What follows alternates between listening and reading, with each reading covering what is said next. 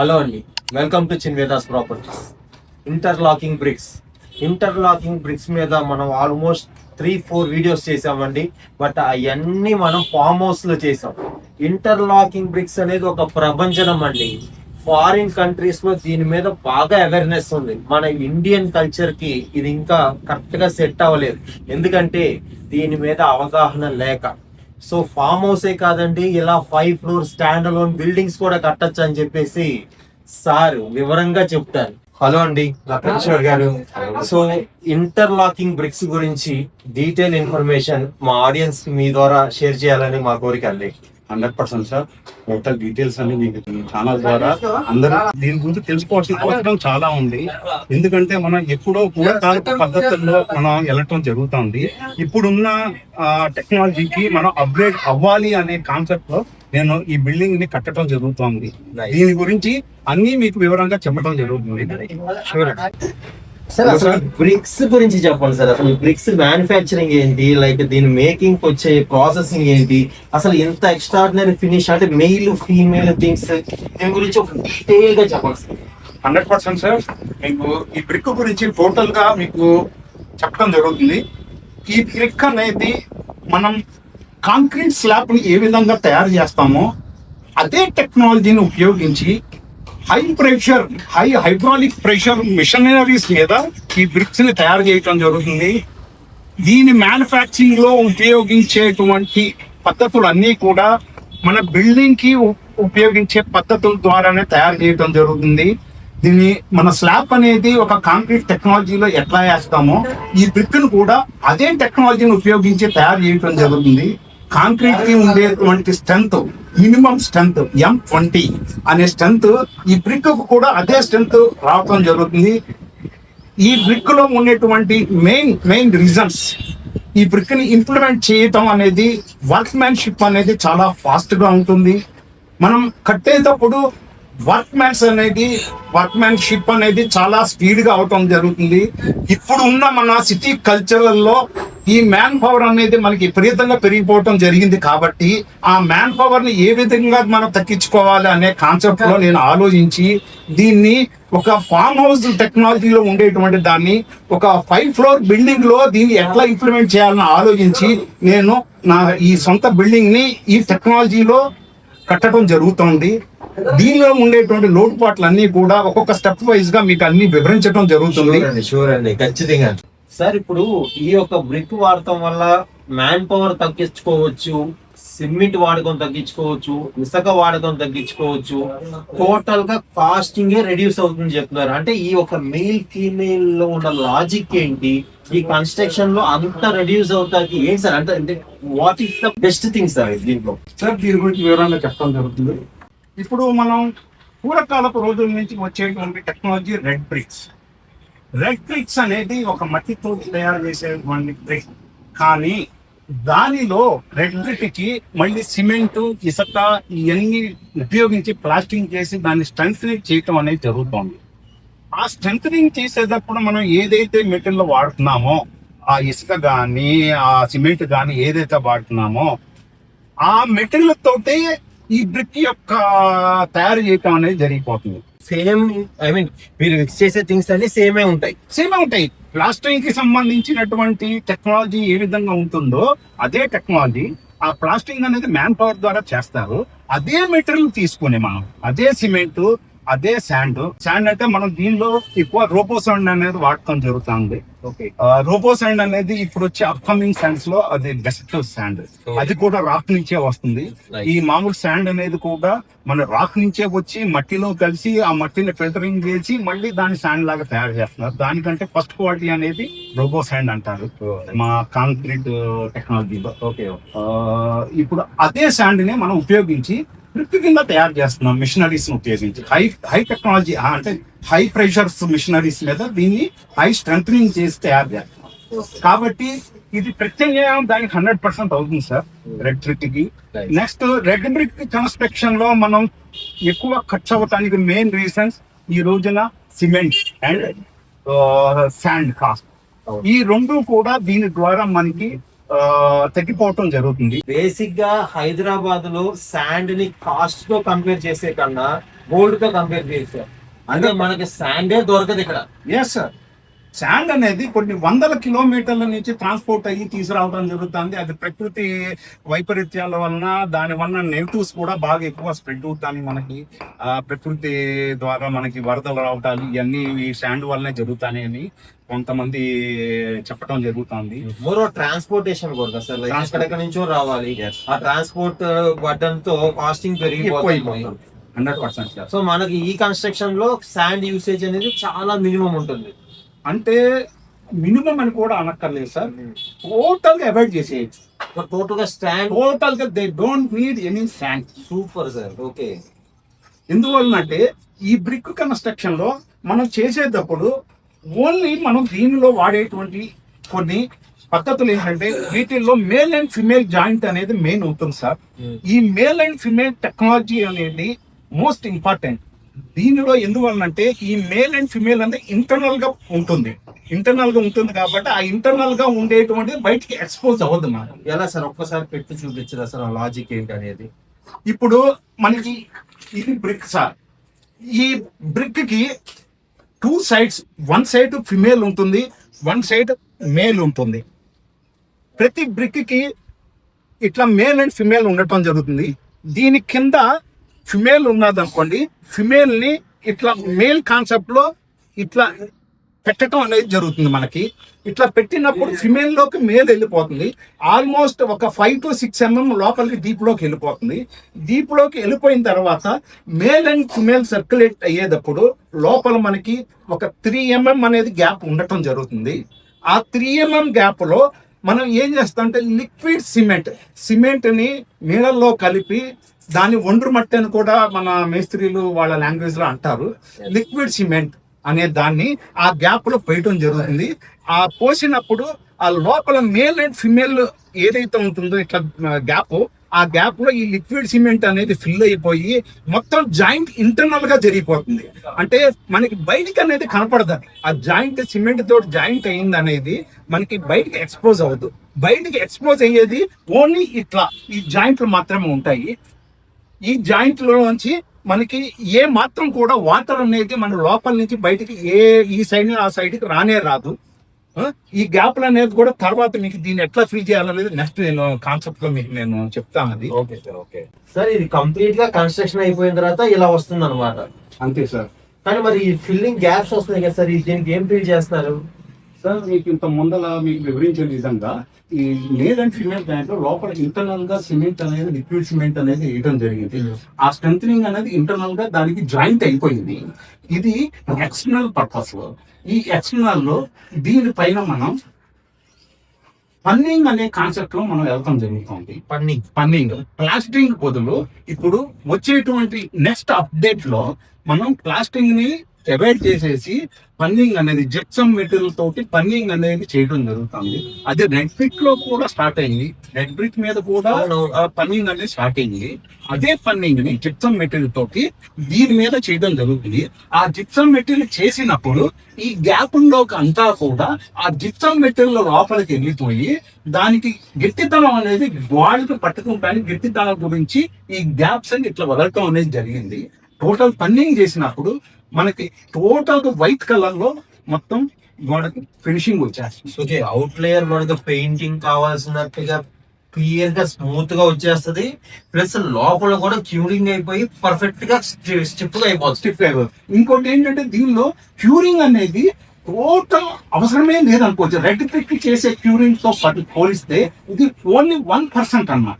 మనకి ఇప్పుడు ఉన్న సిటీ కల్చర్లలో వాటర్ అనేది కూడా చాలా కాంప్లికేటెడ్ అయిపోయింది. ఆ విషయంలో మనం ఆల్రెడీ ప్రీవియస్ కూడా కొన్ని వీడియోస్ లో చెప్పాం సార్. ఎందుకంటే ఈ బ్లాక్స్ కంప్లీట్ గా వాటర్ లో క్యూర్ అయ్యి మొత్తం కొన్ని డేస్ అందులోనే ఉంచి బయటికి తీసుకొచ్చి ఫినిషింగ్ చేస్తారు. అంటే ఇక్కడికి వచ్చిన తర్వాత దీనికి వాటర్ నీట్ లేదు. ప్లాంట్ లోనే అది వాటర్ క్యూరింగ్ అండి.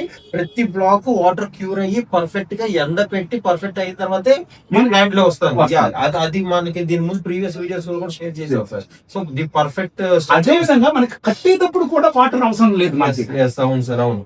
శాండ్ నీడ్ లేదు, సిమెంట్ నీడ్ లేదు, వాటర్ నీడ్ లేదు, మ్యాన్ పవర్ కూడా తగ్గిపోతుంది మొత్తం. సో కన్స్ట్రక్షన్ లో ఆల్మోస్ట్ ఎక్కడెక్కడ కాస్టింగ్ ఇష్యూస్ ఉన్నాయో అదంతా కూడా సాల్వ్ అయిపోతుంది. సూపర్ అండి, సూపర్. సో ఇక మోస్ట్ ఇంపార్టెంట్ థింగ్ లోకి వచ్చేద్దాం సార్, కాస్టింగ్. ఎందుకంటే మనం ఎన్ని చెప్పుకున్నా ఏం చేసినా కూడా కాస్టింగ్ తగ్గనప్పుడు కొత్త విషయం గురించి పబ్లిక్ అసలు ఏ మాత్రం అవసరం ఉండదు. నిజంగా దీని వల్ల కాస్టింగ్ తగ్గుద్ది అనే ఒక అవేర్నెస్ మనం ఎడ్యుకేట్ చేయగలిగితే దీనికి మించిన కన్స్ట్రక్షన్ లేదు సార్ ఈ రోజు. 100% సార్. ఇక ఈ కాస్టింగ్ విషయానికి వస్తే మనకి ఈ బ్రిక్ మ్యానుఫ్యాక్చరింగ్ బ్రిక్ ని పట్టుకొని చాలా మందికి ఉండేటువంటి కొన్ని అవగాహన లేనటువంటి మాటలు కొంతమంది మాట్లాడటం జరుగుతుంది. వాళ్ళందరికీ కూడా నేను విపులంగా మీకు ఈ వీడియో ద్వారా మీకు చెప్పడం జరుగుతుంది. ఈ బ్రిక్ అనేది టోటల్ గా రెడ్ బ్రిక్ ఒకటి తీసుకుని ఈ సిమెంట్ ఇంటర్లాకింగ్ బ్రిక్ తీసుకుంటే ఇంటర్లాకింగ్ బ్రిక్ అనేది వెయిట్ ఎక్కువ కనబడుతుంది. దాన్ని చూసి బిల్డింగ్ మీద వెయిట్ ఎక్కువ పడిపోతుంది అని చాలా మంది 100కి 90% పీపుల్ అదే ఆలోచిస్తున్నారు. కానీ ఇక్కడ ఒక టెక్నికల్ కాన్సెప్ట్ లో ఆలోచించిన వాళ్ళకి ఇది 2 times రెడ్ బ్రిక్ మీద 2 times స్లాబ్ మీద వెయిట్ అనేది రిడ్యూస్ అవటం అనేది జరుగుతుంది. అంటే ఇది వెయిట్ ఎక్కువ ఉన్నా కూడా వెయిట్ తగ్గుద్ది అంట. అంటే ఫినిషింగ్ కి వచ్చే పాటికి వెయిట్ తగ్గిపోతుంది మనకి. ఓకే, అంటే మీరు కంపారిజన్ ఏంటంటే ఎండ్ కంపారిజన్ 100% ఎండ్ కంపారిజన్ అనేది మనకి మోస్ట్ ఇంపార్టెంట్ థింగ్. స్టార్టింగ్ చూసుకొని మనం ముందరికి వెళ్ళటం అనేది అది పర్ఫెక్ట్ కాదు, కరెక్ట్ కాదు. అది ఎట్లా జరుగుతుంది అనేది చెప్తాను మీకు. ఒక 8 ఇంచులు ఇది సిమెంట్ బ్రిక్ అండి. ఈ సిమెంట్ బ్రిక్ 8 inches బ్రిక్. ఈ 8 inches బ్రిక్ స్క్వేర్ ఫీట్ అంటే ఒక స్క్వేర్ ఫీట్ కి 2 బ్రిక్లు వస్తాయి సిమెంట్ బ్రిక్. అదే ఈ 1 square feet లో రెడ్ బ్రిక్స్ అనేది 9 to 10 బ్రిక్స్ అనేది వాడటం జరుగుతుంది. ఈవెన్ ఒక రెడ్ బ్రిక్ ఈ రోజు రెడ్ బ్రిక్ అనే కాస్ట్ చూసుకుంటే 10 రూపీస్ నుంచి 11 రూపీస్ కి మన సిటీలోకి డోర్ డెలివరీకి మనకి 10 to 11 రూపీస్ అనేది పడుతుంది. అదే ఇదే బ్రిక్ సిమెంట్ బ్రిక్ తీసుకుంటే ఒక బ్రిక్ మనకి 55 to 60 రూపీస్ బిట్వీన్ లో మీ యొక్క డిస్టెన్స్ ని బట్టి అది కొంచెం వేరియేషన్ ఉంటుంది. 55 to 60 రూపీస్ లో ఈ బ్రిక్ అనేది దొరుకుతుంది. కాబట్టి 2 బ్రిక్లు తీసుకుంటే గనక మనకి 120 రూపీస్ మాక్సిమం అవుతుంది. అదే అక్కడ 11 రూపీస్ వేసుకున్నాం అనుకోండి, 10 బ్రిక్లు కాస్ట్ 110 రూపీస్ అవుతుంది. అంటే ఆల్మోస్ట్ ఒక 10 రూపీస్ వేరియేషన్ లో 2 బ్రిక్స్ కూడా ఈవెన్ కాస్ట్ లోనే మనకి అవైలబిలిటీ ఉన్నాయి. దాని తర్వాత అసలైన విషయం ఏంటంటే ఇక్కడ నుంచి స్టార్ట్ అవుతుంది. దీనికి ఈ సిమెంట్ బ్రిక్ కి వాడేటువంటి లిక్విడ్ ఏదైతే మనం చెప్పామో సిమెంట్ లిక్విడ్ అనేది అది చాలా చాలా తక్కువ యూజ్ అవుతాం జరుగుతుంది. కంపారిజన్ చేస్తే 100కి 1% అనేది యూజ్ చేయడం జరుగుతుంది మనకి. దీనిలో ఎందుకంటే రెడ్ బ్రిక్ కట్టేటప్పుడు sand most important, cement most important. ఈ 2 కలిపి వెయిట్ చూడండి మీరు. కంప్లీట్ ఏదైతే రెడ్ బ్రిక్ తోటి కన్స్ట్రక్షన్ చేసిన వాల్ ని ఒక స్క్వేర్ ఫీట్ వాల్ ని కట్ చేయండి. దీని యొక్క ఒక స్క్వేర్ ఫీట్ వాల్ ని కట్ చేయండి.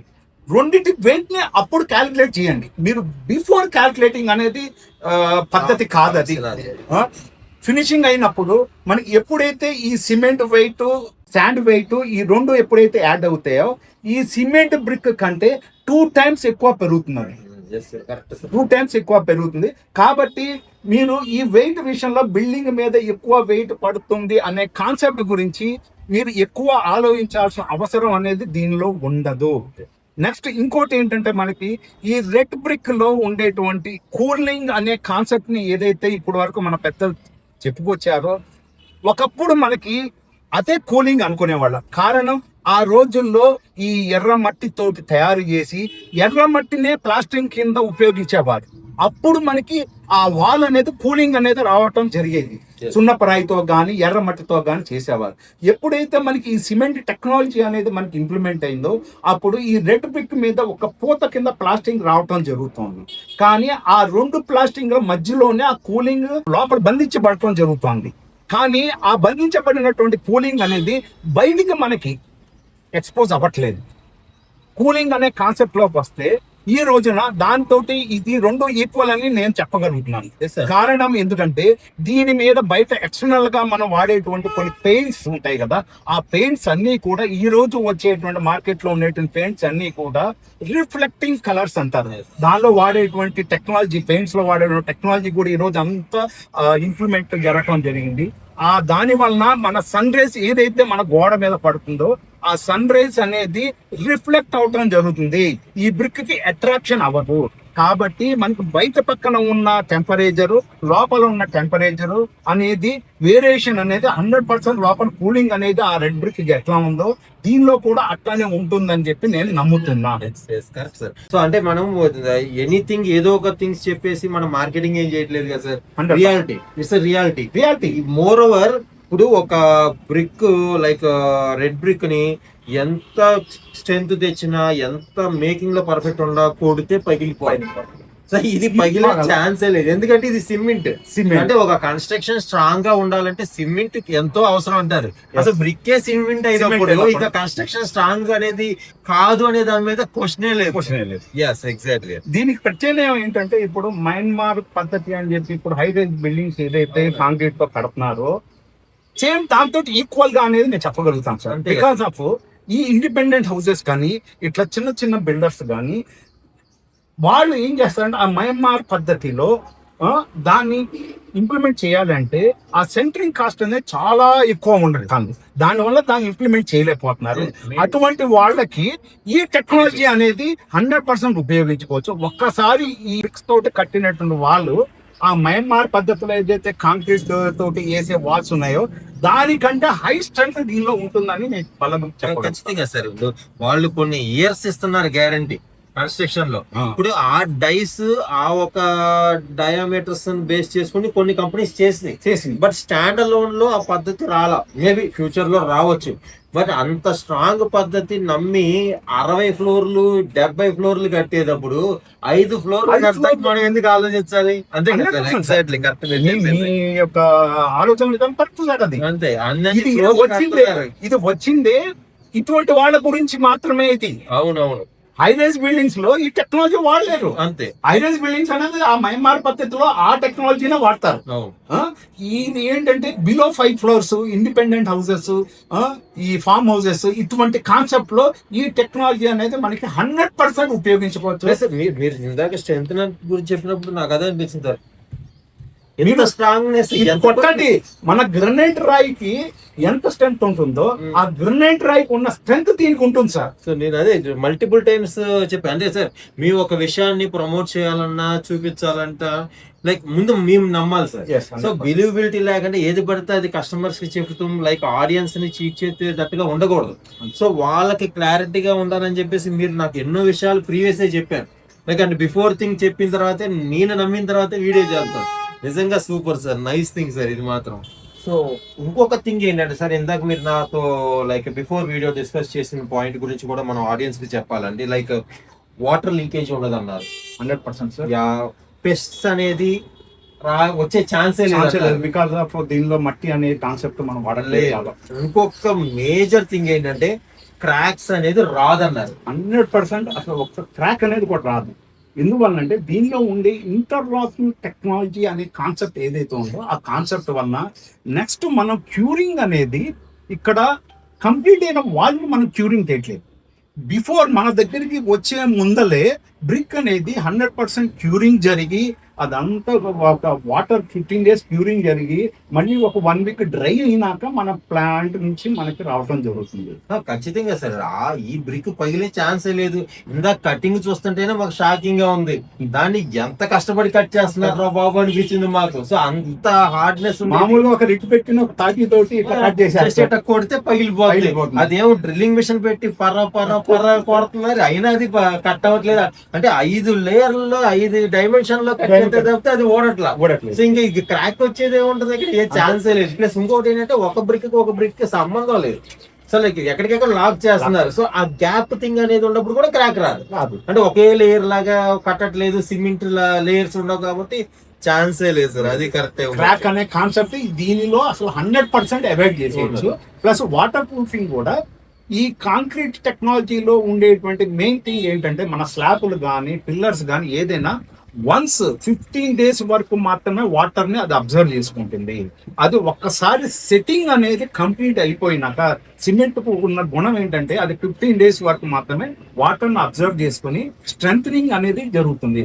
వన్స్ అది స్ట్రెంథనింగ్ అయిపోయి డ్రై అయిపోయిన తర్వాత ఆ వాటర్ అనేది మీరు పోసినట్టు వాటర్ అనేది జస్ట్ కింద కారిపోవడం జరుగుతుంది, కానీ లోపల అబ్జర్వ్ చేసుకుని ఇటుకలకి ఉన్న బ్యాక్ గుణం ఏంటంటే ఎంత ఈ సైడ్ నుంచి ఇటుకకి ఈ సైడ్ నుంచి వాటర్ పోస్తే అది లోపల స్టోర్ చేసుకుంటే ఎక్కడికెక్కడికో వెళ్ళిపోతా ఉంటుంది. దీనిలో ఆ కాన్సెప్ట్ ఉండదు. ఒకవేళ ఈ కాన్సెప్ట్ లో పైన డ్రైనెస్ వల్ల పైన ఉన్న లేయర్ ఏదైనా కొంచెం లైట్ గా 1% పీల్చుకుంటుంది, కానీ మిగతా వాటర్ అంతా కూడా కిందకి వదిలేయటం అనేది జరుగుతుంది. ఈ లేయర్ లో మనకి చదల పట్టే వ్యవహారం కూడా ఉండదు ఇక్కడ. 100% ఉండదు సార్. నిజంగా సార్ చాలా యూస్ఫుల్ ఇన్ఫర్మేషన్ చెప్పారు. సో మా ఆడియన్స్ కి ఒక కాస్ట్ తక్కువ బడ్జెట్ లో మంచి మంచి బిల్డింగ్స్ కట్టుకోవాలంటే ఏది బెస్ట్ అనే దాని మీద మంచి అవేర్నెస్ ఇచ్చారు సార్. Thank you sir. ఇంకో థింగ్ అండి, ఇంకో చిన్న ఇన్ఫర్మేషన్ మీకు నేను ఇచ్చే చిన్న సజెషన్. ఈ బిల్డింగ్ కట్టేటప్పుడు ఫస్ట్ మీరు ఇప్పుడున్న టెక్నాలజీకి ఎడ్యుకేట్ అవటానికి ట్రై చేయండి. ఫస్ట్ మీరు ఎడ్యుకేట్ అయితేనే మీ యొక్క ఆలోచన విధానాన్ని బట్టి మీ బిల్డింగ్ అనేది నిర్మించుకోవటం అనేది జరుగుతుంది.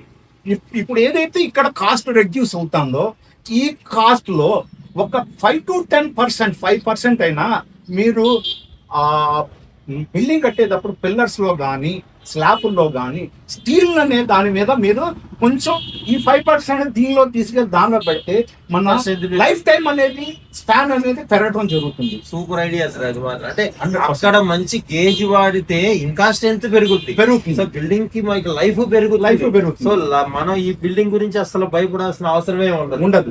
సో మోర్ ఓవర్ సార్, ఇప్పుడు ఆడియన్స్ ఇంకొక థింగ్ ఏంటంటే ఇంటర్లాకింగ్ బ్రిక్స్ లో చాలా మంది వెండర్స్ ఉంటారండి. లైక్ నేను చాలా మందిని చూశాను. లైక్ ఫామ్ హౌస్ కి రకరకాల డైమెన్షన్ తో రకరకాల డైస్ తో చేస్తున్నారు. సో నేను సార్ గురించి ప్రత్యేకంగా చెప్పేది ఏంటంటే ఇట్లాంటి బిల్డింగ్ లైక్ అంటే 5 floors స్టాండ్ అలోన్ కట్టాలన్నా, ఒక ఇండివిజువల్ హౌస్ కట్టాలన్నా దీనికి వాడే లైక్ ఇన్సైడ్ మెటీరియల్ వేరేనండి.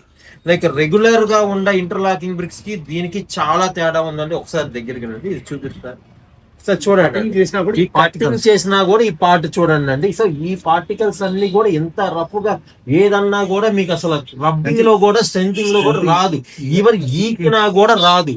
సో అంటే ఇందులో వాడిన మెటీరియల్ డిఫరెంట్ ఉందండి. సో ఈ మెటీరియల్ వాడే మీరు కట్టండి. లైక్ ఏ ఇంటర్లాకింగ్ బ్రిక్స్ పెడితే ఆ ఇంటర్లాకింగ్ బ్రిక్స్ వాడమాకండి. సో దీని క్వాలిటీ వేరే, దీని ఒక స్ట్రెంగ్త్ వేరే, దీని కన్స్ట్రక్షన్ వేరే. ఎనీథింగ్ దీని గురించి ఇన్ఫర్మేషన్ కావాలనుకుంటే సార్ నెంబర్ డిస్క్రిప్షన్ లో ఇస్తున్నాను. కంప్లీట్ ఇన్ఫర్మేషన్ తెలుసుకోండి, తర్వాతే ఇది కట్టండి. ఇలాంటి మంచి మంచి ఇన్ఫర్మేషన్ వీడియోస్ కోసం keep watching Chinvedas properties. Thank you.